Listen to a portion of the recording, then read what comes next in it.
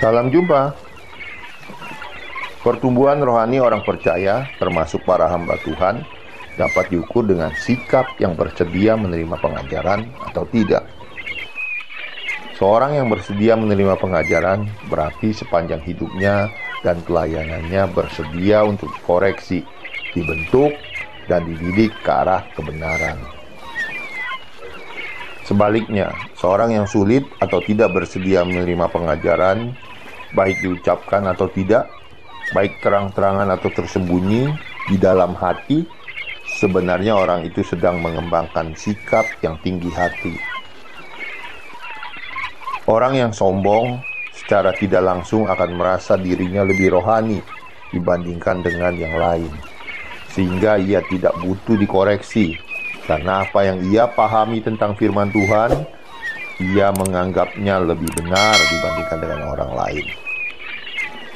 Sikap semacam ini sungguh salah dan memprihatinkan, karena ia mengukur dirinya sendiri. Lukas 18 ayat 11-12. Orang Farisi itu berdiri dan berdoa dalam hatinya begini, "Ya Allah, aku mengucap syukur kepadamu, karena aku tidak sama seperti semua orang lain, bukan perampok, bukan orang lalim, bukan pezina, dan bukan juga seperti pemungut cukai ini." Orang Farisi dalam bacaan di atas bersyukur atas prestasi kehidupan rohaninya, sehingga ia berani membandingkan kebaikannya dengan cara menjelekkan pemungut cukai yang ada di dekatnya.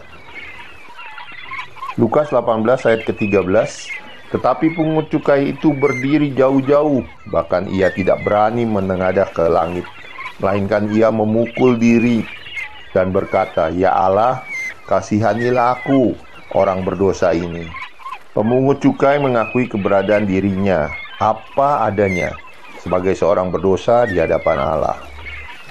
Dapat disimpulkan bahwa kerendahan hati ada kaitannya dengan pengenalan akan Allah, sekaligus kemampuan mengukur keadaan diri sendiri. Orang yang sungguh mengenal akan Allah tidak akan bersikap tinggi hati atau sombong, sebab pengenalan itu sendiri berlawanan dengan kesombongan. Mengenal Allah akan menuntun orang percaya pada kerendahan hati. Sebab apabila ada orang Kristen, apalagi hamba Tuhan, yang bersikap sombong, baik secara eksplisit ataupun implisit, orang itu patut diragukan pengenalannya akan Allah yang sesungguhnya.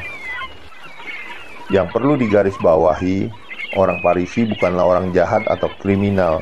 Mereka adalah orang-orang yang rohani, dalam arti tertib dan rajin beribadah. Bahkan mungkin mengaku dirinya orang-orang yang dipenuhi Roh Kudus.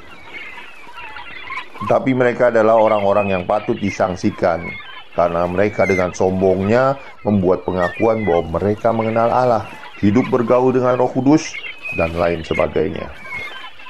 Orang yang mengenal Allah dan hidup bergaul dengan Roh Kudus akan menunjukkan sikap seperti pemungut cukai tersebut, yang menyadari siapa Allah dan siapa dirinya di hadapan Allah. Amin. Tuhan memberkati. Sampai jumpa.